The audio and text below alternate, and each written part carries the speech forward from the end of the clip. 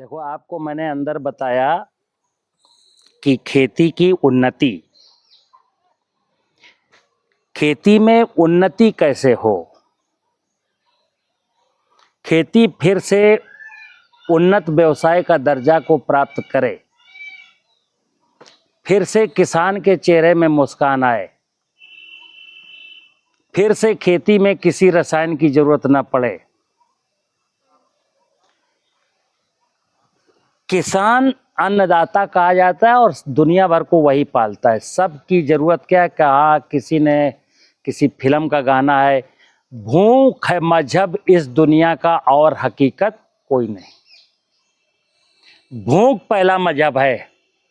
जो लोग आप कह रहे हैं ना, हमारा मजहब ये, हमारा मजहब ये, किसी खास मजहब का कट्टर व्यक्ति हो, उसको जरा 10 दिन भूखा रखो और फिर वो कह रहा मैं तो इस मजहब का हूं, तो बोले अगर ये मजहब बदलना हो तो रोटी मिलेगी नहीं, बात नहीं मिलेगी। देखिए वो कितने जल्दी कट्टरता भूल जाता है। तो समझना बात को, मजहब क्या है? मेन रोटी। मुख्य मजहब क्या है हमारा? और सबको रोटी चाहिए, सबको पानी चाहिए, सबको शुद्ध ऑक्सीजन चाहिए। लेकिन पूरी दुनिया में कारोबार किसका पनप रहा? मजहबों का। अपने अपने मजहब के लिए लड़ाई। आप एक किसान हैं, आपका मजहब क्या है? खेती। आपका मजहब क्या है? एक्चुअली मजहब होता है हर ग्रुप के जीवन जीने का तरीका। किसान का मजहब क्या है? मजहब माने धर्म। वैसे तो सारे संसार के सभी मनुष्यों का एक ही धर्म है, धर्म एक ही है। धर्म कभी अलग अलग नहीं हो सकते कि मेरा धर्म अलग, तुम्हारा धर्म अलग। तो धर्म क्या है? किसान का धर्म क्या है? किसान का धर्म है कि मैं भगवान की पूजा कितना कर सकता हूं, कैसे कर सकता हूं, क्योंकि देने वाला कौन है? भगवान। भगवान में मैंने अंदर बोला भूमि है। आप कोई फसल की खेती करते हो, किसी भी खेती में जो बीज बोते हो, कहां बोते हो? भूमि में, जमीन में। जमीन में बीजा बोएंगे, अगर जमीन में जल ना हो, नमी ना हो, तो बीजा जमेगा? तो जमीन जरूरत है और जल की जरूरत है। फिर बीज जब जम जाएगा तो उसको जलवायु की जरूरत है, हवा की और पानी की जरूरत है, और सूरज की जरूरत है, जिससे वो प्रकाश संश्लेषण करके खाना बनाएगा। ठीक है ना? ये बताओ, इन चीजों में ये रासायनिक उर्वरक कहां से आ गए?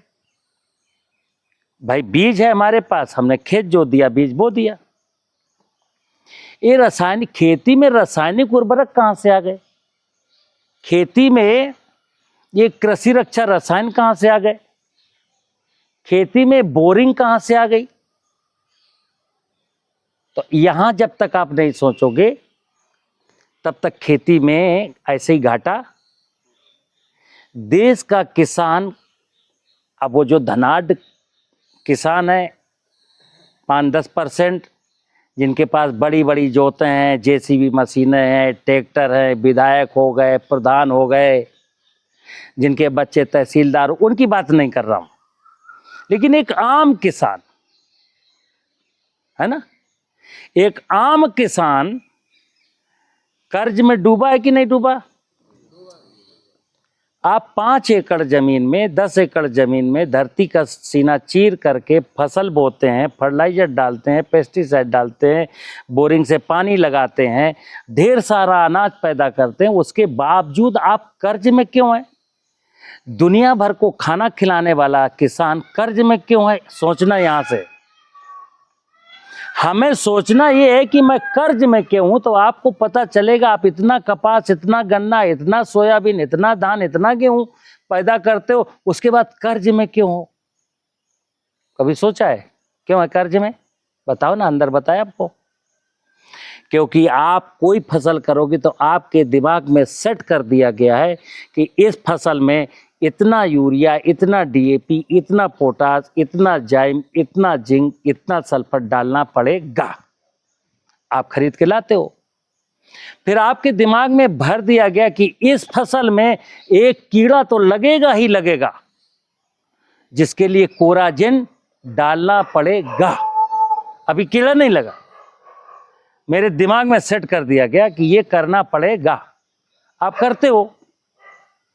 फिर है कि ये बीमारी लगेगी, इसके लिए डालना पड़ेगा, खरपतवार मारने पड़ेंगे, ग्रोथ प्रमोटर डालना पड़ेगा। हम उल्टा चलते हैं थोड़ा सा। हम ये कहते हैं धरती में उर्वरक क्यों डालने पड़ेंगे? बताओ क्यों डालने पड़ेंगे? जब धरती में फसल को पालने की सामर्थ्य नहीं होगी, तभी तो सप्लीमेंट्री फूड बाहर से लाएंगे, है? तो जमीन में जब पोषक तत्वों का अभाव होता है तो हमको फर्टिलाइजर बाहर से ला के डालने पड़ते हैं। और अज्ञानता यहाँ क्या है कि जमीन की जब सामर्थ्य गन्ना पैदा करने की नहीं है तो आपने मिस्टर वहां गन्ना बोया क्यों?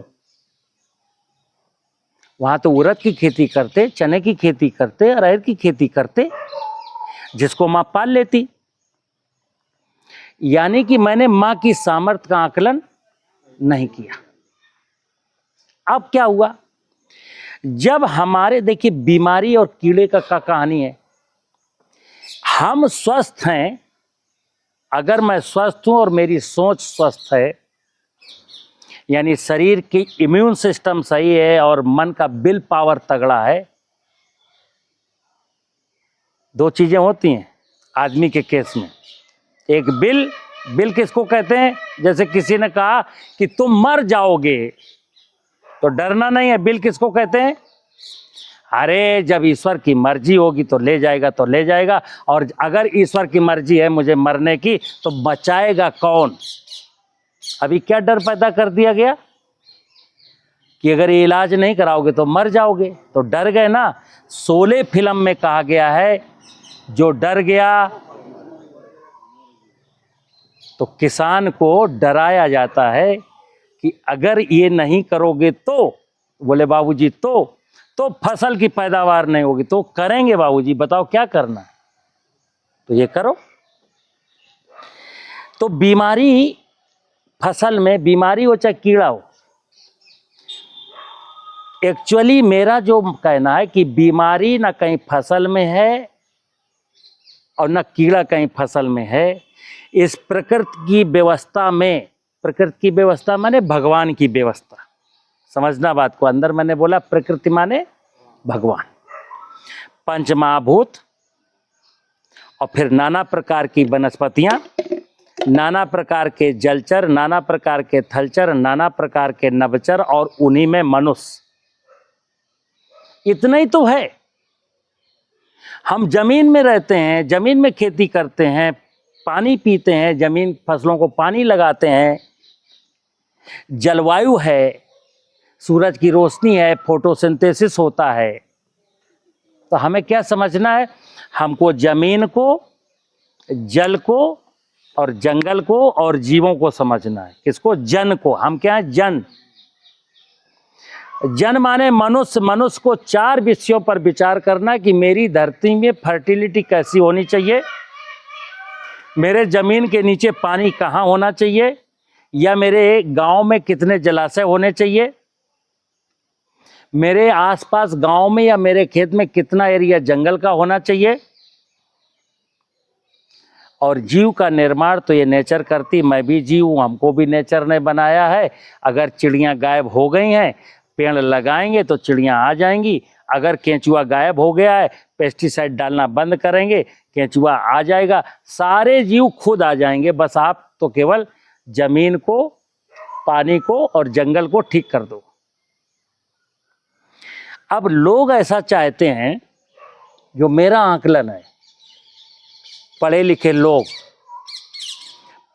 लोग ये चाहते हैं कि किसान, ये जमीन वाली बात, मतलब सॉइल जहां खेती करता हूं, मूल क्या है खेती का? भूमि। वैसे तो विज्ञान कहता है कि किसी भी विषय के क्रमबद्ध ज्ञान को विज्ञान कहते हैं। विज्ञान की परिभाषा यही है ना। तो जब खेती का विज्ञान है तो क्या है, खेती के विज्ञान में क्रम कहां से शुरू होगा? पहले जमीन होगी तभी तो खेती होगी। तो खेती का विज्ञान कहां से शुरू होगा? खेत से। खेत है, फिर बीज है, फिर पानी है, फिर जलवायु है। यही तो है खेती का विज्ञान। बायोडाइवर्सिटी है। लेकिन खेती के विज्ञान से लोगों ने जमीन को अलग कर दिया। देश में कहीं भी सॉइल हेल्थ के बारे में कोई योजना, परियोजना, रिसर्च नहीं होती। कहां से खेती शुरू होती है? अच्छा बीज लाओगे तो पैदावार अच्छी होगी। अरे भाई पागलो, जब ये जमीन हमारी फर्टाइल नहीं होगी तो अच्छा बीज क्या करेगा? लेकिन मैंने बोला आपके दिमाग में भर दिया गया ना कि बीज अच्छा होगा तो पैदावार अच्छी होगी। अब मैं कई बार ऐसे कहता हूं कि एक पॉलीथीन पर डिपेंड गाय, जो केले का छिक्कल पॉलीथीन में लिपटा है, वो केले का छिक्कल खाने के लिए पॉलीथीन खाती है। अब वो गर्म हो जाए, जिसको भरपेट भोजन नहीं मिलता वो गाय गर्म हो गई। अब कोई वेटनरी डॉक्टर कहे या वो जिसकी गाय है वो कहे कि डॉक्टर साहब हमारी गाय गर्म है, साहिवाल नस्ल का सीड डाल दो ताकि संतान अच्छी पैदा हो। अब ये पागलपन है कि नहीं?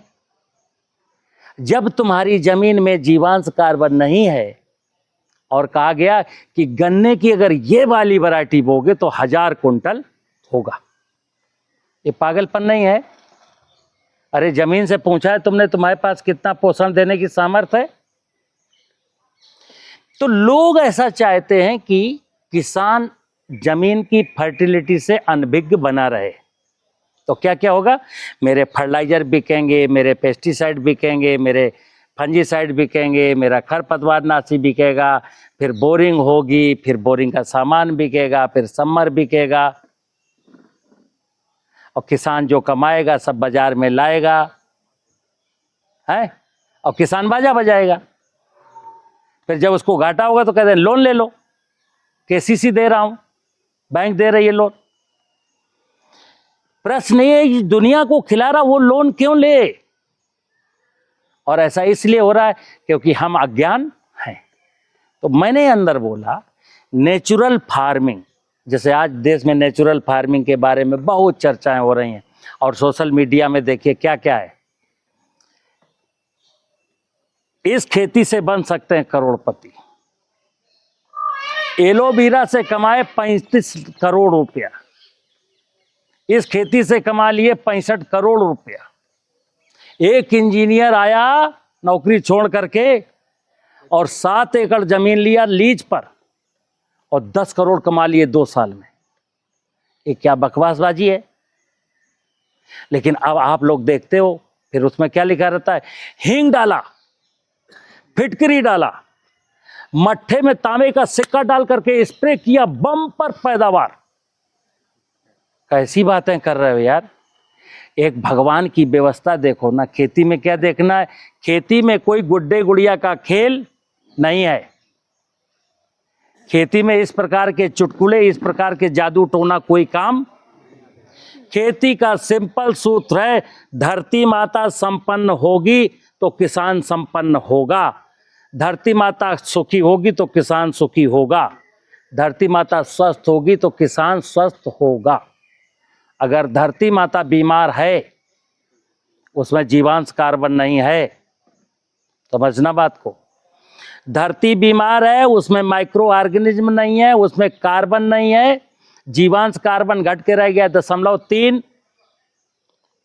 तो दुनिया का कोई वैज्ञानिक, दुनिया की कोई हस्ती अगर कहती किसान की पैदावार बढ़ाने की ये टेक्निक है, तो टेक्निक नहीं है, वो खुराफात है। किसान की जेब में जो कुछ बचा है ना, वो भी नोचने की जुगाड़ है, छीन लो इससे।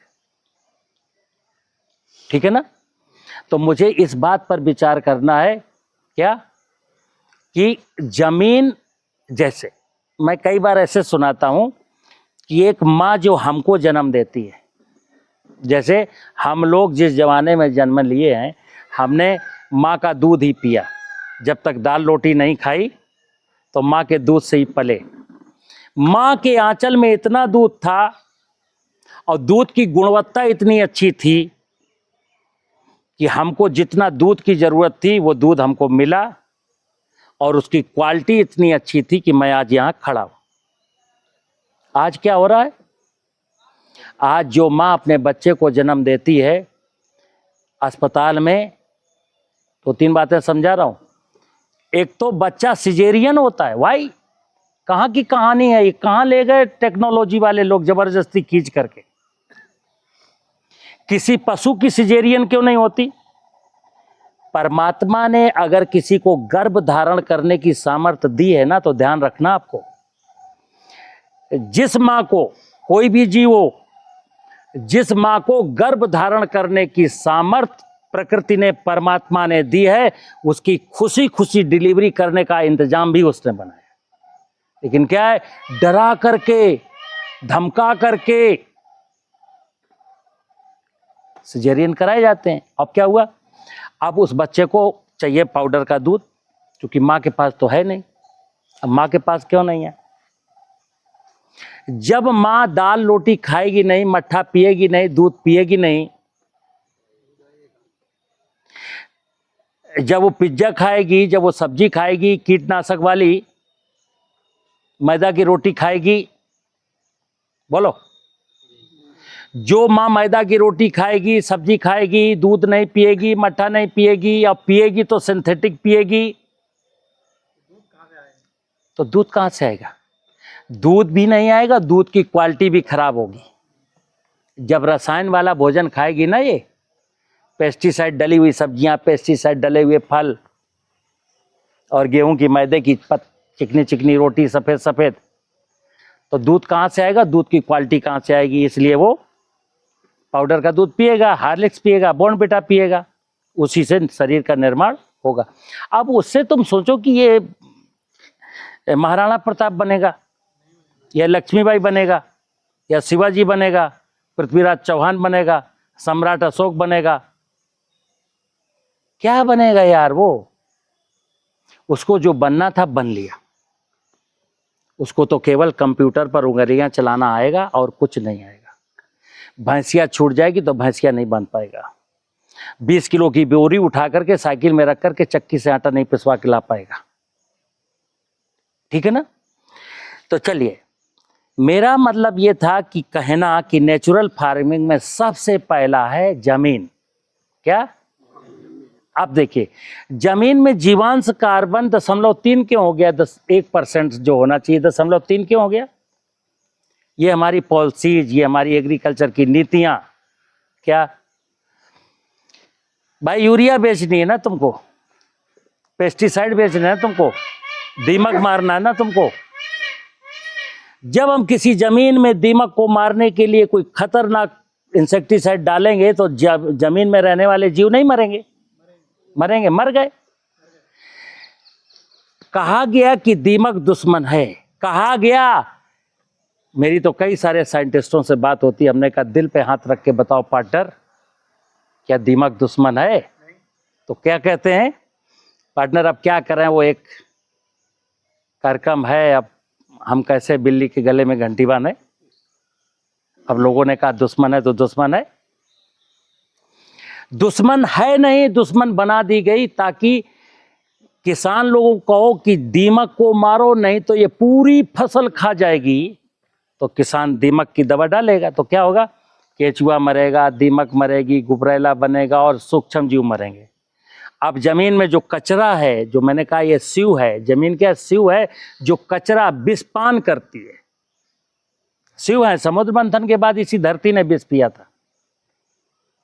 तो जो ये विष डाला है, गोबर, कचरा, खरपतवार, फसलों के अवशेष, इनको पचाएगा कौन? तो ये तो कच्चा माल है, इनको पचा के जीवांश कैसे बनेगा? क्योंकि फसलों का भोजन जीवांश है।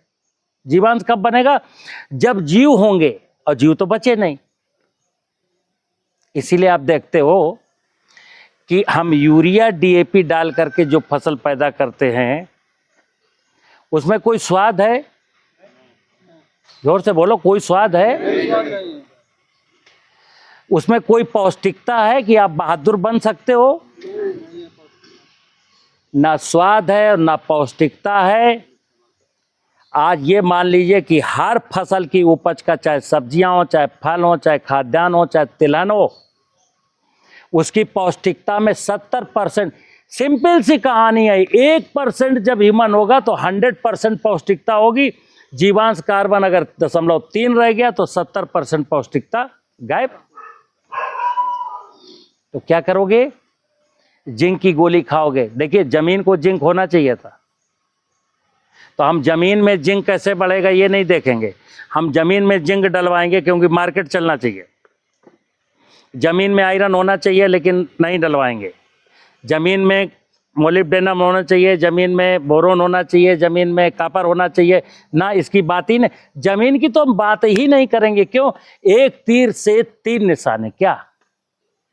जब जमीन कमजोर होगी तो किसान हमसे फर्टिलाइजर खरीदेगा, पेस्टिसाइड खरीदेगा, और जब जमीन कमजोर होगी, भोजन की पौष्टिकता खत्म हो जाएगी, तो मेडिकल साइंस क्या कहती है? तब हम इनको जिंक की, आयरन की, कैल्शियम की, मैग्नीशियम की गोली बेचेंगे। सबका धंधा चलेगा। और क्यों चलेगा? क्योंकि किसान अज्ञान हो चुका है। क्या करना? सबके धंधे बंद कर दो और तुम्हारा धंधा चौकस चले, तुम्हारी कोई लागत ना लगे। 20 कुंटल फसल हो रही थी, 20 कुंटल हो, और लागत जो 14,000 लग रही थी वो 14,000 से घट के 3,000 आ जाए, तो आप धनाढ्य बनेंगे कि नहीं बनेंगे? किसान की आमदनी जब बढ़ेगी, 2 चीजें हैं, किसान अपनी लागत कैसे घटाए इस पर विचार करे कि मैं यूरिया कैसे कम करूं, डीएपी कैसे कम करूं, पेस्टिसाइड कैसे कम करूं, सिंचाई का पानी कैसे कम करूं, जुताई कैसे कम करूं।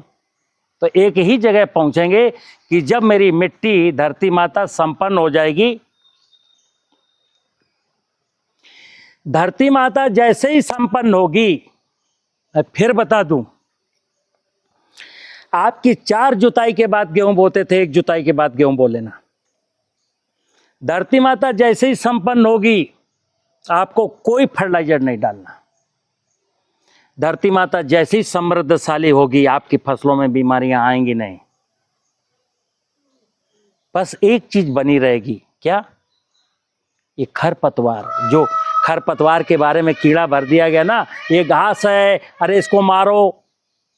सुनना मेरी बात, खरपतवार मां बोती है, ये मां सबकी मां है।